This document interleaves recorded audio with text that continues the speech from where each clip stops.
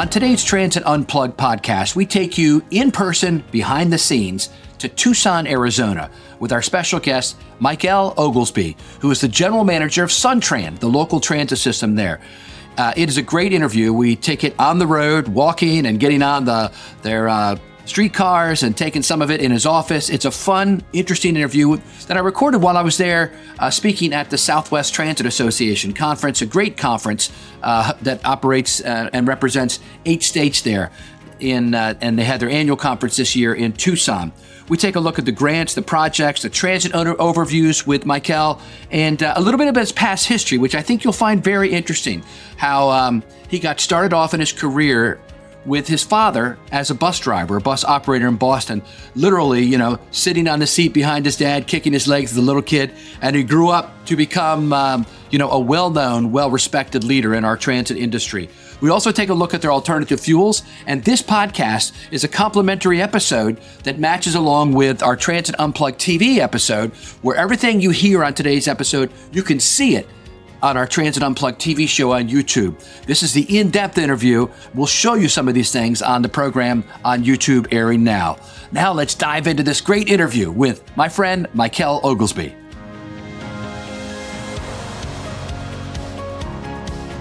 We're in Tucson, Arizona for the SWATA Conference 2025, and it is gorgeous outside. And Mikel Oglesby and I are walking down to one of your light rail stations, but you call them streetcars. They're streetcars, that's right. What's the difference between a streetcar and a light rail to you? Well, a streetcar, the rail is actually physically on the street. Light rail can also have ballast underneath it and stuff like that. Right, like a train, yeah. Yeah, that's good. I love your streetcar, by the way. It's beautiful. Well, thanks for welcoming me here, and we're doing a TV show plus a podcast at the same time. How's it going, man? Everything's perfect. I mean, we're here at the SWATA Conference. I'm here with you, and we're just excited to show off our system. Well, you've got quite a system to show. We've already been here about a day and a half, and I've seen so many cool things. Tell us about your system in general, the modes and people and budget and all that. Sure. So we're about a $92 million budget. We have 3 different modes.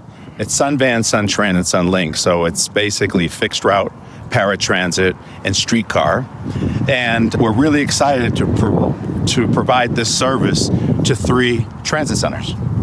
All right. And which one are we going to now? Well, right now we're going to go to 4th and 9th, get on the train, and go over to Sunline. That's great.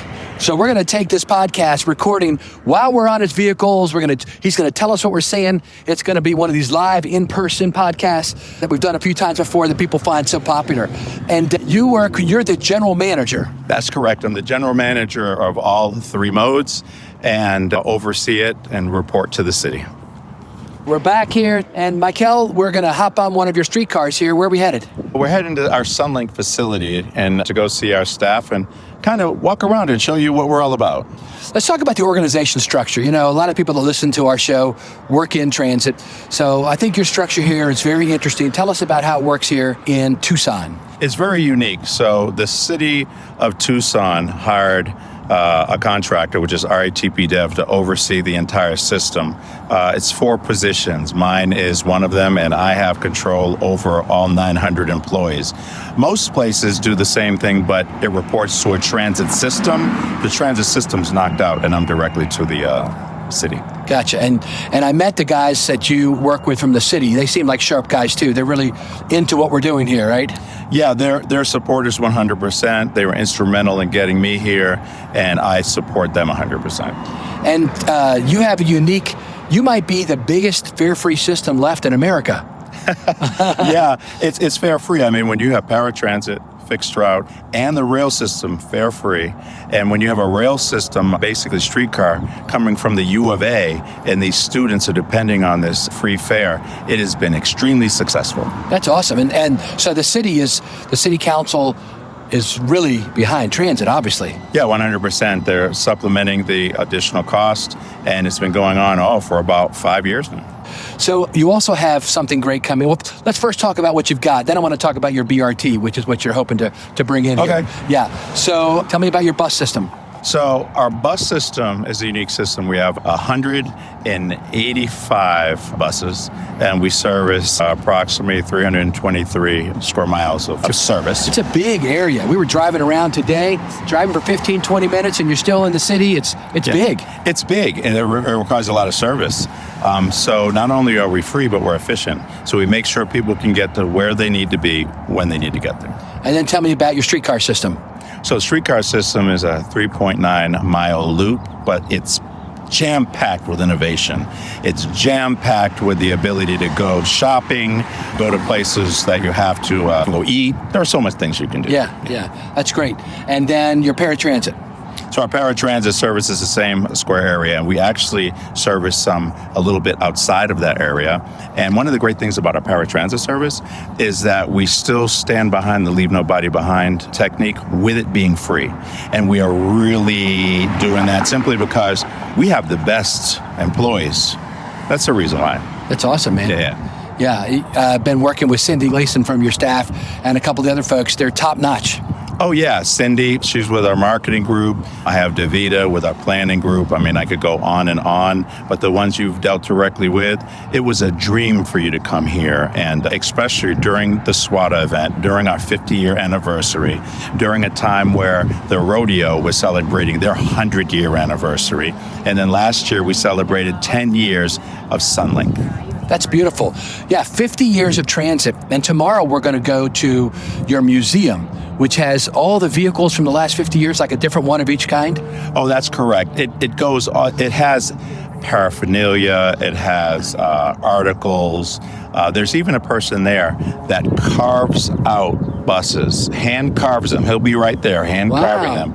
And he can talk you through the fact that he does it to spec. The other day, one other thing I want to mention was you and I got on a bus the other day, the number 3 bus, which was from the Ronstadt Center. Tell us about that. Linda Ronstadt's family's from here, right? Yeah, absolutely. The Ronstadt Center is very popular. We have 3 centers. That's one of them.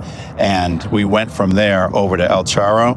It's so popular that it's hard to keep up cleaning it, but we are there just working feverishly to make sure it looks good. Yeah, and if you want to see what he's talking about, tune in to our Transit Unplugged TV show on YouTube from Tucson, and the food at El Charro last night. The owner and the 2 chefs came out, described each meal. They brought us platters of their best everything and drinks. And what a fantastic story, too. Started by his grandmother and his mother. Each of them had it for 50 years.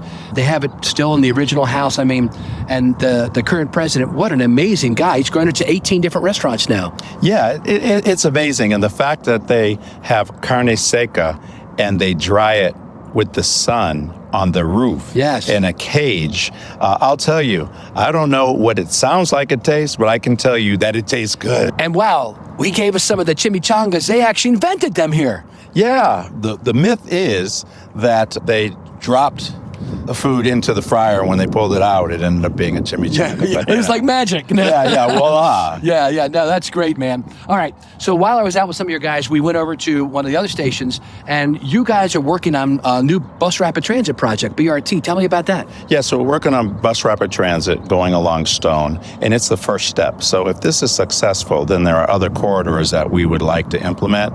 I'm really excited because when I came here, I have experience with BRT, so when they said this is the path we're moving in, I think that's the way to sort of extend our rail that we currently have. So people may say, are you going to extend the streetcar? Well, not necessarily, but we can extend it another way, which is some people say poor man's version of rail with bus rapid transit. Right. Yeah. I was just over in Brisbane. Jaime and I were over there. We were filming for our shows, and Brisbane they have, it looks just like rail.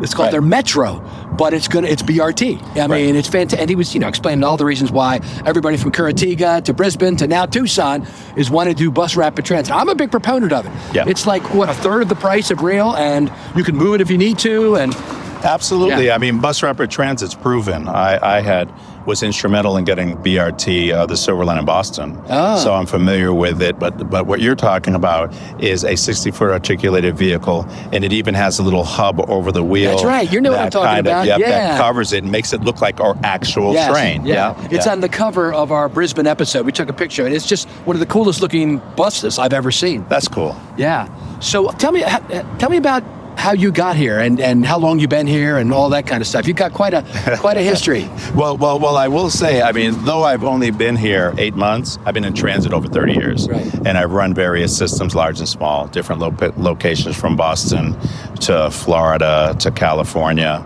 But I will tell you, this is my favorite. I mean, I'm very happy because I can take a lot of the skills that I've learned and hone them, right? And then apply them here and help the city. And it is working just perfectly. That's great.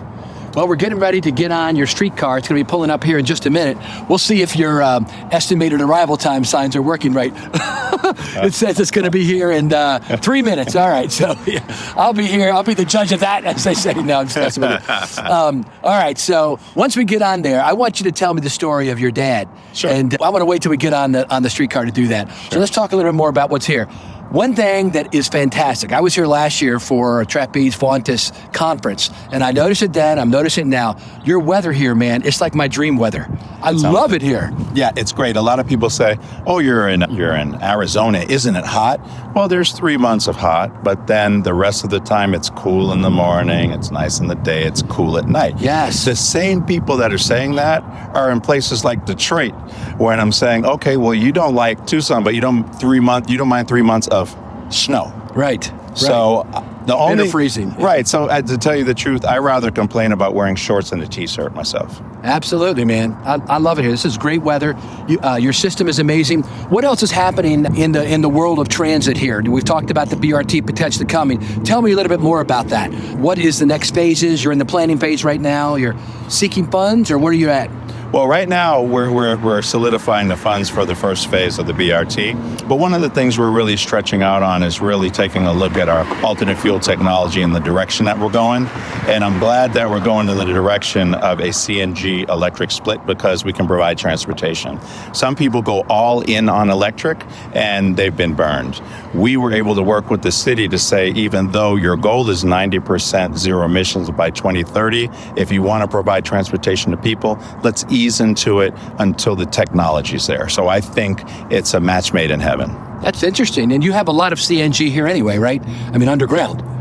Right, exactly. Yeah. So you're like Fort Worth and there's other places that say, Paul, we just pump it up. Kansas City, Frank does too. They have CNG right there, and it's very clean. Right, it's very clean, and we're in the process, and you'll see it when we go to the North Yard. We have a CNG facility with more that's being built, and really the goal is to combine the two facilities eventually once we get that built to house everything in one location. Ah, very good.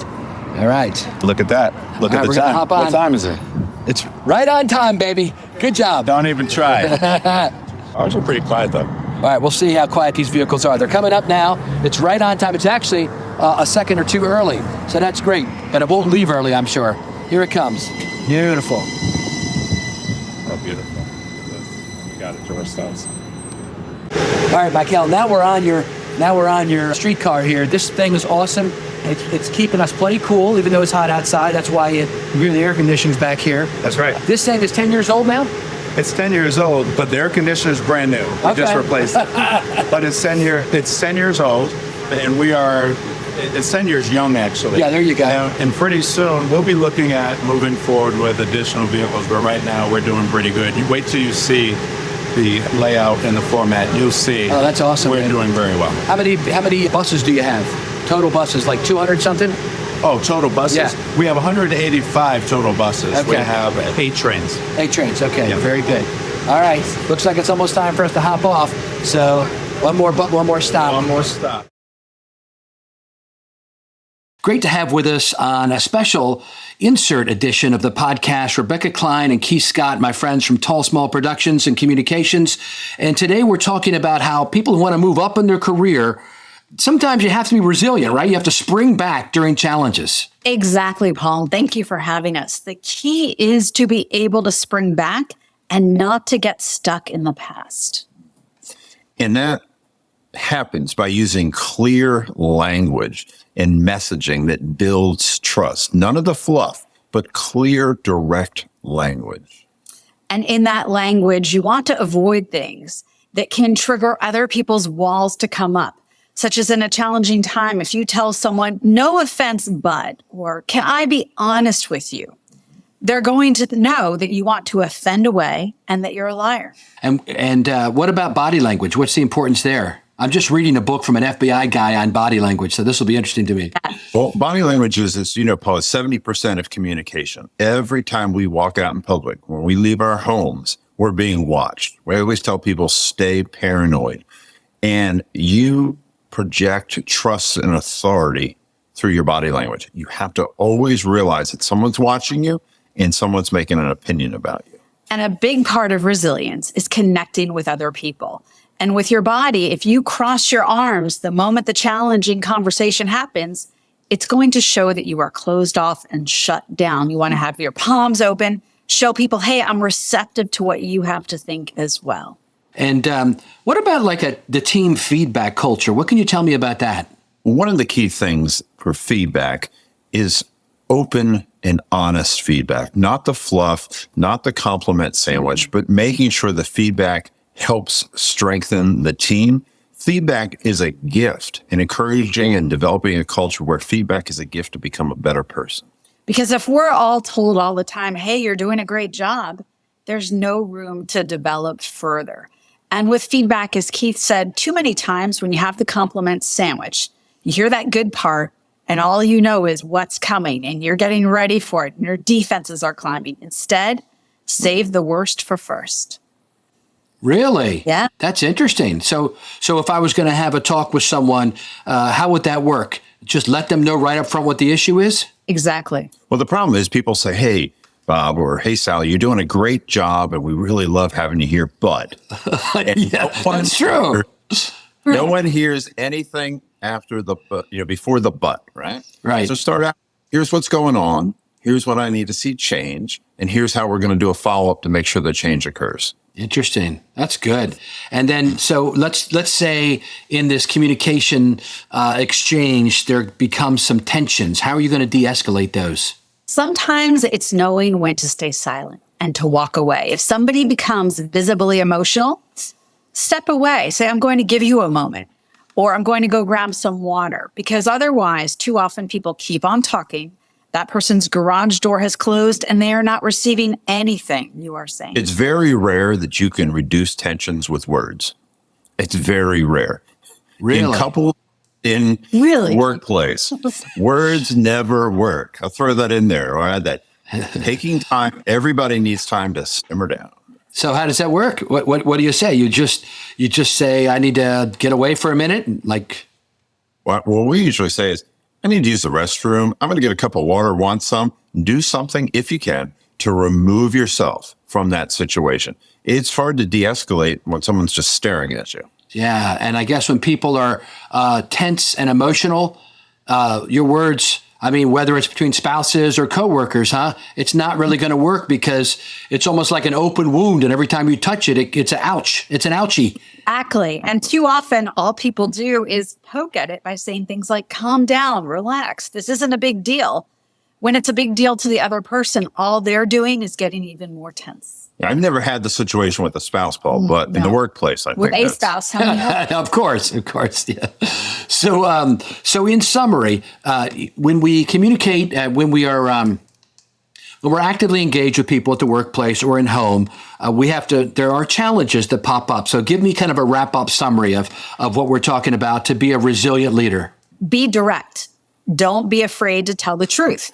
And don't be afraid if it doesn't land well right away, because the other person has to process it. Be confident in your body language. Don't walk up with your head down, or the type of body language that says, oh, I'm sorry to talk to you about this, or, I hate to tell you this, because people feed on that. And guess what? They start to build that wall of defense as soon as they see it coming. Feedback is worthless without an action to move forward with, a defined, specific action. And you will never get out of a situation with words once the tension occurs. Get out of the room, do something different, change the channel. Wow, great advice, guys. That is awesome. Rebecca Klein, Keith Scott, thanks so much for that impactful thoughts on resilience. Thank you. Well, we're on part 2 of the podcast today with Mikel Oglesby, who's General Manager of SunTran here in Tucson, Arizona.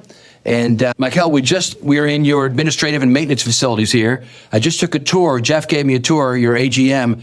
Dude, I have been, I think, close to 100 bus garages around the world. And I'm going to tell you, this is top 10. I'm not kidding. The way it's organized, it's clean, it's safe, and it's, you got plenty of property here, 11 acres on this one facility. It's beautiful, man. Yeah, absolutely. First of all, staff's fantastic.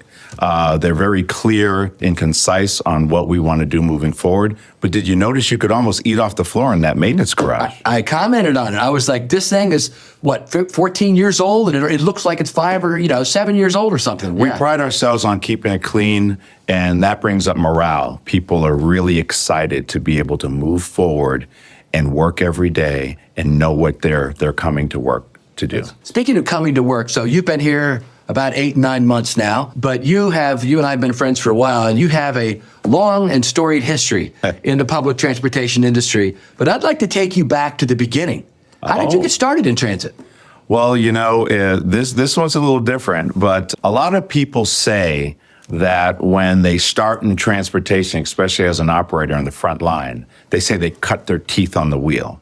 My father used to take me around on the bus, so I actually really used to chew on it. And your dad was a bus operator, right, in Boston? Yeah, my father was a bus operator. He drove for 34 years in Boston for the MBTA. And they didn't have babysitting back then, right? It was early 70s. So he used to actually take me on the bus. I remember my feet wouldn't even reach the ground.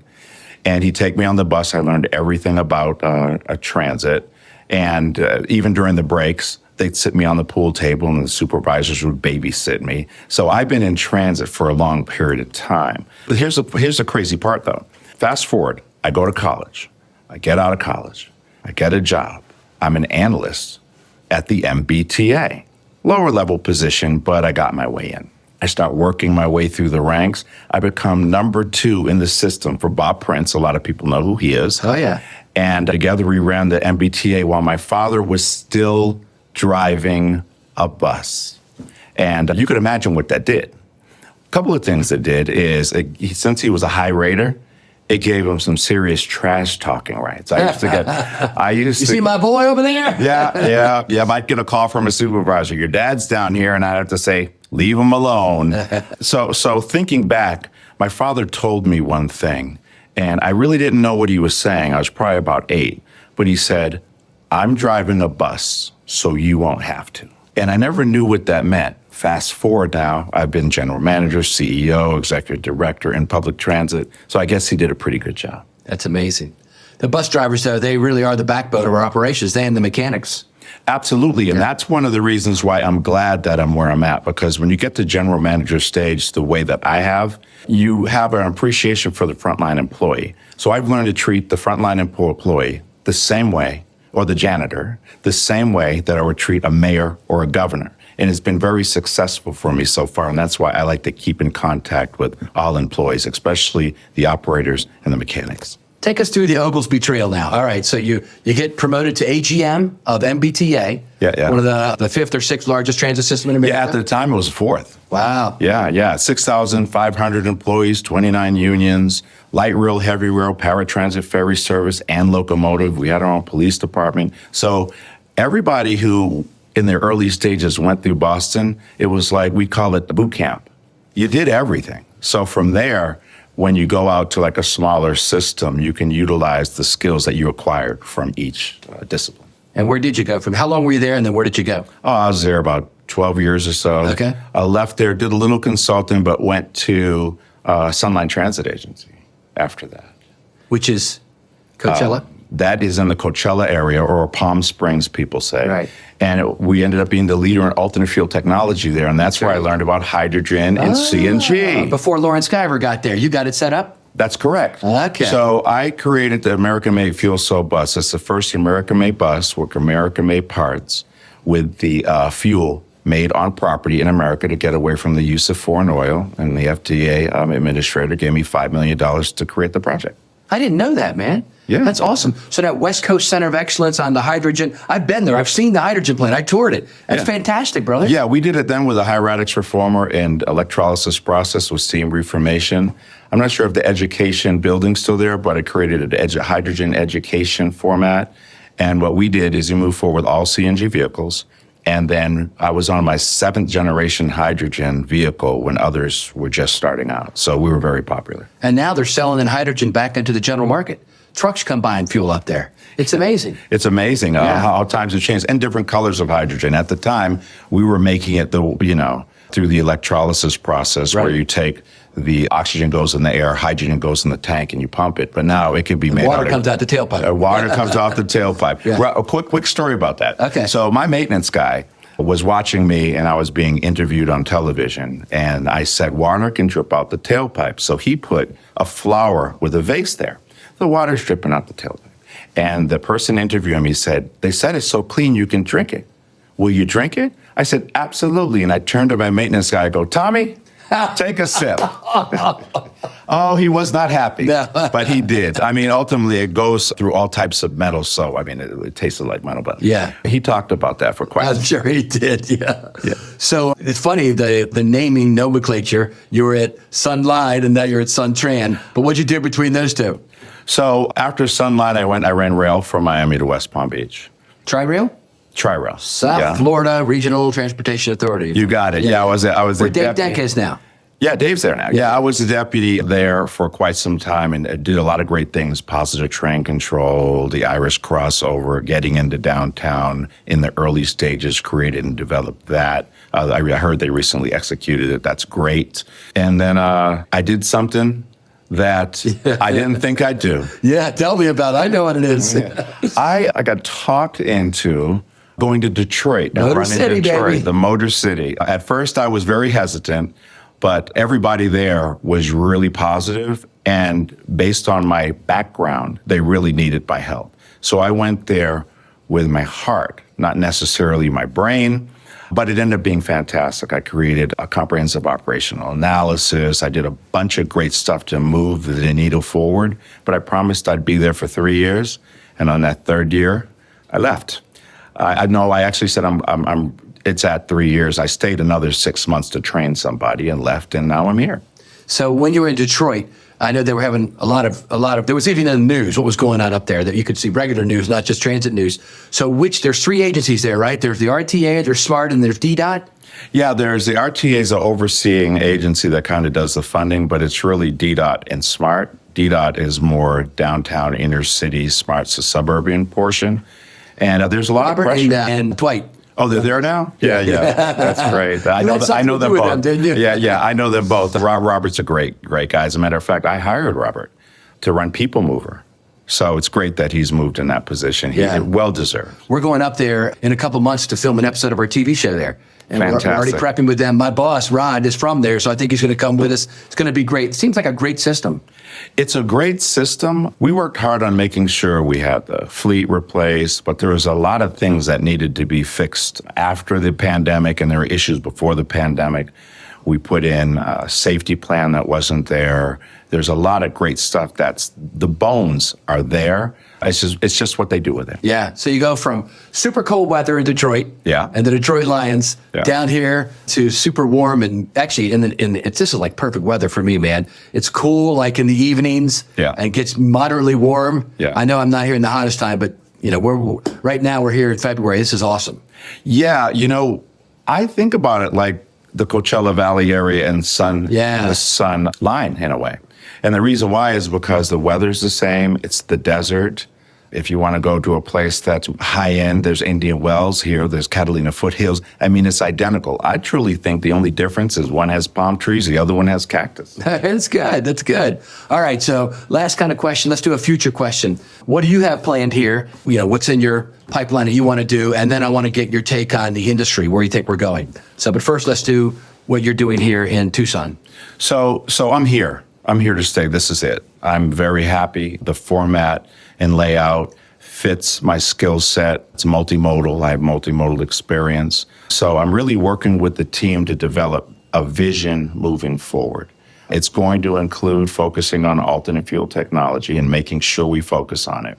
Because after we do a test program, basically we have 10 vehicles, but 10 vehicles is like a pilot program. Right. And if those don't work, we have to look at other alternatives that are zero emission. If we truly have to go down that road, given recent events, I don't think we're going to be going anywhere near that. But that'll be one thing we have to set out. The other is with that, then we'll focus on the fleet replacement plan. You have your basic fleet replacement plan, then you have your alternate fuel fleet replacement plan that includes infrastructure along the way, and then we start matching the grants to go down that road. I believe grants will, when they do come out, it'll be a lot of low-no grants, right? And the low-no grants are... It'll be more with low than no, I bet you. Yeah, exactly. Yeah. Well, but here's the great thing about a low-no grant compared to an old-fashioned FTA grant. You call the shots. They basically say you say how much you want. You say what type of technology you want. You say who you want. This is unheard of. I mean, you're supposed to just be real general. You could put who you're talking. You put in the infrastructure. You make sure that's in there. And then you make sure the labor, everything's in there. So when you get it, you can afford it. The old FTA grants wasn't like that. You'd get it, and then you realize there are additional costs, and we'd scratch and scrape. So speaking of FTA, they've written some big changes coming out of Washington just the week that we're here, where a lot of the newer employees that were on probationary period were let go, and many of the employees, 20 I hear is the number, took the buyout that was there. So it appears as if FTA staff levels have been dropped by about 10%. From the 760 or so employees, maybe 80 are no longer there. So we have the federal government and how they are involved in transit. Then you've got all the state governments. Then you've got cities like this and counties. It's a rich tapestry, our industry is. And not everything is dictated from Washington. A lot is still dictated locally. It's just, like Nixon said, you got to follow the money, right? But what do you see for our industry going forward? What new technologies do you see coming here? Do you think that cities and states will step up and fill any gap of funding that may come out of Washington? Do you have any predictions for us? No, but I can't tell. Well, I have a few, but okay. I will tell you this. We have been affected by that FTA movement. As a matter of fact, the recent people who were either laid off or left, one of those people were our representative in bringing in our next set of hydrogen vehicles. So we're going in electric. So we're going stage by stage. Everything's fine. Then we call, and that person is no longer here. That's as of today. So we have some work to do to make sure that we can move forward and accomplish what we've already set. So I think our focus should be getting what we already have in the pipeline for grants. We have other grants. If we can make the deadline there, we're in pretty good shape because we have a young fleet. Our fleet's only averaging 7, after we do this replacement, it's averaging 7 years. I just talked to some other people at other agencies, and they're talking about their 22-year-old buses, and I feel guilty. I'm like, well, you come over here, we have 7 years. We may be able to weather this storm. But then the city support is sort of in the mode of business as usual. Keep plugging forward as if you're getting the grants, keep plugging forward with your vision moving forward. And I think if we just stay in touch with the city's goal of hold steady. And you're fare free. They're subsidizing the entire service. You're not getting any through fares. That's right. Yeah. At this time. Right. Now that all of this is going on, things could change. But again, that's above my pay grade. So I'll eat popcorn and be told what to do when it comes to that point. That's good. What about technology? Do you see a role for autonomous vehicles and VTOLs and all that kind of stuff in the public transit? Cornucopia of options that we're offering people? Honestly, for me, I don't think so. Okay. And the reason why is because they've been talking about autonomous vehicles for years. I know a few agencies that have tried autonomous vehicles. I know in Jacksonville, they put a lot of money. I know Nat very well. They put a lot of money in, and it was quite some time ago. I'm not sure where it is now. But I mean, the amount of money invested is so big. Yeah. When you go back, hindsight's 2020. Is it worth it? Is it not worth it? And I'm just at a point with autonomous vehicles to watch my good friend Nat be successful and then tell me how he did it versus being on the bleeding edge. So we're going to sit back and see what's going on with autonomous vehicles. Eventually, I think we'll be there. That's good. And lastly, let's talk about the Southwest Transit Association conference that was here this week that you hosted, and I think you spoke a couple times. Yeah. Tell us about the conference and what it's mean to you to have them here and what you told the audience. Well, it's an honor to have it here, especially during our 50-year anniversary. I mean, you couldn't plan this out any better. We just came off the heels of our 10-year anniversary with Sunlink, and then we go into our 50-year anniversary.